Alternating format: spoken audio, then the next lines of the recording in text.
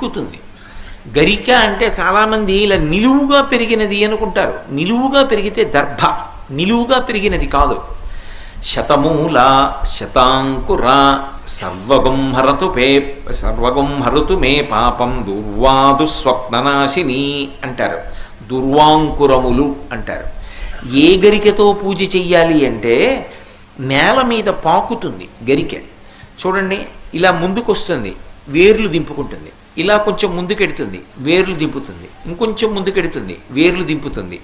మీరు ఒక ఒడ్డున పట్టుకుని ఇలా పైకి ఎత్తారనుకోండి, పక్కపక్కనే వేర్లకి మట్టితో తీగలా పైకి లేస్తుంది. ఆ గరిక, దాన్ని దుర్వా అంటారు. పైకి లేచిందనుకోండి దర్భ, అది కుష అంటారు. అవి దర్భల కట్ట కింద ఉపయోగపడతాయి. ఆ గరిక కాదు. ఏ గరికతో పూజ చేయాలి అంటే నిజానికి నేల మీద పాకిన గరిక శ్రేష్టం. అది ఎందుచేత అంటే